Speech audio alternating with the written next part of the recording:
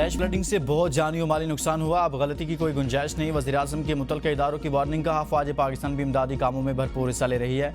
सिपह सलार भी मेरे साथ थे और वो इमदादी कामों को लीड कर रहे हैं। गैर कानूनी तामीरात पर अहम इजलास तलब करने का इंडिया। वफाकी कैबिनेट के इजलास से खिताब में कहा, सूबाई हुकूमतें किसी को हरगिज़ गैर कानूनी तामीरात की इजाज़त न दें। ऐसी खूबसूरती का क्या फ़ायदा जो इंसानी जानें निकल जाए। हालिया बारिशों में 700 से ज़्यादा अमवात हुई, जिसकी वजह पहाड़ी इलाकों में फ्लैश फ्लडिंग थी। 700 में से 400 अमवात खैबर पख्तूनख्वा में हुई। मुतासिरीन की इमदाद और बहाली हमारी मुश्तरका जिम्मेदारी है। मिलकर काम जारी रखेंगे। चीन के साथ पाकिस्तान के ताल्लुकात सदाबहार हैं। जल्द चीन का दौरा कर रहा हूँ। एससीओ इजलास में शिरकत के अलावा चीनी क़यादत से मुलाकातें होंगी। दौरा चीन में सी पैक के दूसरे मरहले का आगाज़ होगा।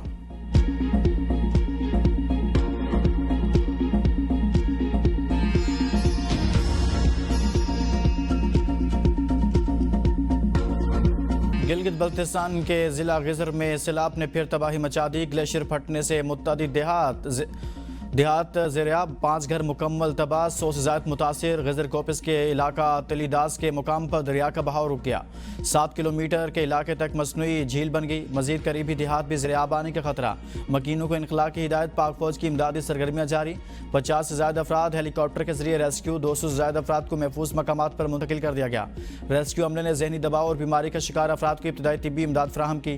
लैंड स्लाइडिंग से गिलगित शंदूर रोड मुकम्मल बंद हो गई। वज़ीर आला गुलबर खान गिजर पहुँच गए। डिप्टी कमिश्नर ने नुकसानात के हवाले से ब्रीफिंग दी।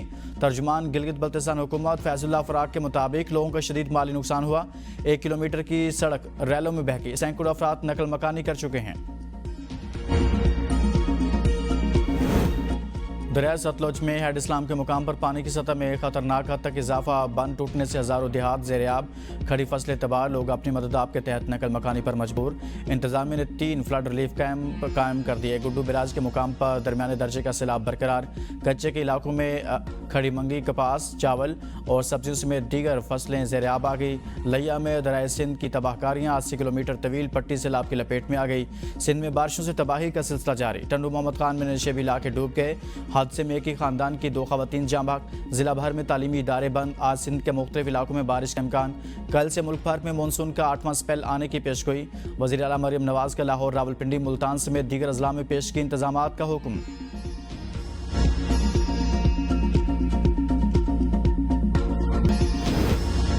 वज़ीर आला खैबर पख्तूनख्वा यमीन गंडापुर का सलाम मुतासिरीन के लिए बड़ा ऐलान। तबाहशुदा घर का मुआवजा 4 लाख से बढ़ाकर 10 लाख रुपए कर दिया। जुज़वी तबाह घर का मुआवजा 1 लाख से बढ़ाकर 3 लाख कर दिया गया। फूड पैकेज के तहत मुतासरा खानदान को 15,000 रुपये मिलेंगे। खैबर पख्तूनख्वा हुकूमत का नया हेलीकॉप्टर खरीदने का फैसला। चीफ सेक्रेटरी शहाब अली शाह ने कहा, कुदरती आफात समेत दीगर कामों में हेलीकॉप्टर की ज़रूरत होती है। मोहम्मद में हेलीकॉप्टर गिरने के बाद हुकूमत के पास 1 हेलीकॉप्टर रह गया है। 15 अगस्त को बाजोर रिलीफ ऑपरेशन के दौरान सरकारी हेलीकॉप्टर हादसे का शिकार हुआ था।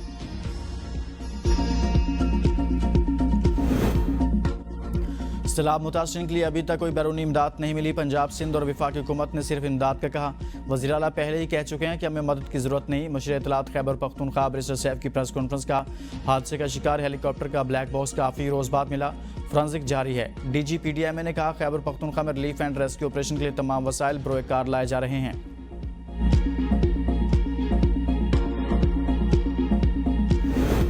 खैबर पख्तूनख्वा में सैलाब से इरीगेशन इंफ्रास्ट्रक्चर को 10 अरब 26 करोड़ से ज़्यादा का नुकसान हुआ। महकमा आपाशी के मुताबिक सबसे ज़्यादा नुकसान 4 सद्दा में 1 अरब 71 करोड़, बटग्राम में 1 अरब 68 करोड़ और मानसेरा में 1 अरब 42 करोड़ रुपए रिकॉर्ड हुआ। शांगला में 1 अरब 12 करोड़, एबटाबाद में 43.5 करोड़, बाजोड़ में 40 करोड़, डेरा इस्माइल खान में 60 करोड़ और बन्नू में 3 करोड़ रुपए नुकसान हुआ। कई नहरें, वाटर कोर्सेस और फ्लड प्रोटेक्शन वॉल्स तबाह हो गई। खेतों को पानी देने वाला निज़ाम भी शदीद मुतासिर हुआ।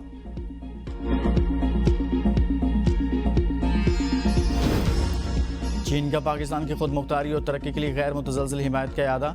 फील्ड मार्शल आसिम मुनीर से चीनी वज़ीर ख़ारजा की मुलाकात। अमन व इस्तेहकाम के फ़रोग़ के लिए मुश्तरका आज़म का इज़हार। ISPR के मुताबिक मुलाकात में इलाक़ाई सिक्योरिटी, इंसदाद दहशतगर्दी और बाहमी दिलचस्पी के उमूर पर तबादला ख्याल हुआ। दोनों जानिब से स्ट्रेटेजिक शराकत दारी को मजबूत बनाने और इलाक़ाई व बैनुल-अक़वामी फ़ोरम्स पर ताउन को मज़ीद बढ़ाने के आज़म का इरादा किया गया। फील्ड मार्शल आसिम मुनीर ने चीन की मुस्तकिल हिमायत पर शुक्रिया अदा किया। चीनी वज़ीर ख़ारजा दौरा पाकिस्तान मुकम्मल करने के बाद वतन वापस रवाना। नायब वज़ीर आज़म इसहाक़ डार ने मेहमान चीनी वज़ीर ख़ारजा को रुख़सत किया।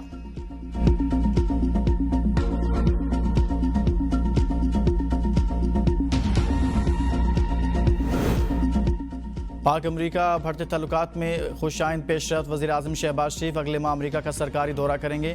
अमरीकी सदर डोनाल्ड ट्रंप से मुलाकात का इम्कान है। वज़ीर आज़म शहबाज शरीफ न्यूयॉर्क में अक़वाम मुत्तहिदा जनरल असम्बली इजलास में भी शिरकत करेंगे। वज़ीर आज़म अमरीका से पहले बरतानिया का दौरा करेंगे। नायब वज़ीर आज़म और वज़ीर ख़ारजा इसहाक़ डार भी वज़ीर आज़म के हमरा होंगे। इसहाक़ डार की अमरीकी वज़ीर ख़ारजा मार्को रूबियो से भी मुलाकात मुतवक्किल।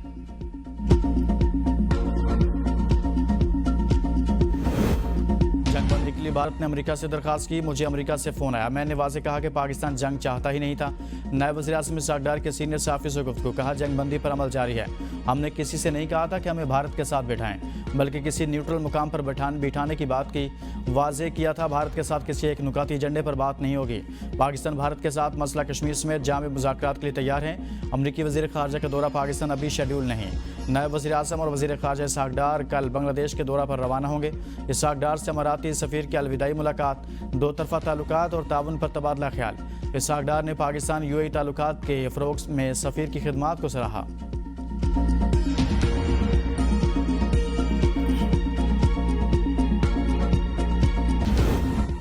हुकूमत का NFC अवार्ड में वसाइल की तकसीम का फार्मूला बदलने पर गौर। विफाक सूबों को मिलने वाले 57% कोटे में कमी की तजवीज़ देगा।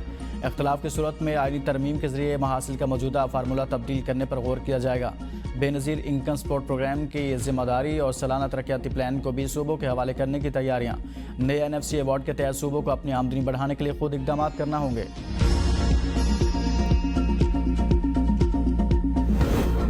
वफाकी काबीना ने यूटिलिटी स्टोर्स कॉरपोरेशन को ख़त्म करने की बाकायदा मंजूरी दे दी। कॉरपोरेशन के तमाम मुलाजमीन फारग होंगे।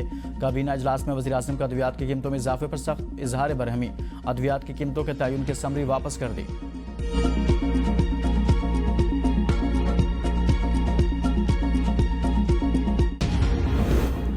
9 मई जिना हाउस जलाओ घिराव केस में बानी PTI के भांजे शाहरिज खान का 8 दिन का जिस्मानी रिमांड मंजूर। पुलिस ने बानी चेयरमैन के दूसरे भांजे शेर शाह को भी हिरासत में ले लिया। ATC लाहौर में गिरफ्तारी केस में सलमान अकरम राजा ने कहा कि वाक़े के 23 माह बाद पुलिस को अचानक गिरफ्तारी का याद आ गया। शाहरिज को बगैर वारंट घर से उठाया गया। लाहौर पुलिस ने गुज़िश्ता रोज़ जमान पार्क से मुलजिम शाहरिज खान को गिरफ्तार किया था। मीडिया से गुफ्तगू में अलीमा खान ने कहा 8 मुकदमात में भाई को जमानत मिलने पर ये मेरे बेटे को उठा कर ले गए। शाहरिज का सारा फोकस कारोबार पर है। हमने कई बार कहा कि अगर आपने हमें गिरफ्तार करना है तो कर लें, हम हर बार बानी की आवाज़ बनेंगे।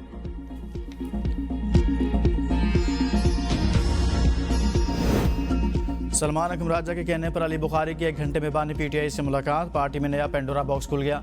सियासी कमेटी के इजलास में अरकान ने पार्टी सेक्रेटरी को आड़े हाथों ले लिया। कहा हम तो समझते थे इस्टेब्लिशमेंट हमारी मुलाकातें नहीं होने देती, असल रुकावट आप हैं। अगर आपके और अलीमा खान के कहने पर मुलाकातें होती हैं तो बाकी लीडरशिप की वफादारी पर सवाल क्यों उठाए। पार्टी लीडरशिप आपके इल्ज़ामात के बाद अडयाला जाना बंद हो गई। सलमान अकरम अरकान के सख्त सवालात के जवाब न दे सके, इजलास छोड़ कर चले गए। दूसरे दिन भी न पहुँचे, इजलास ना हो सका।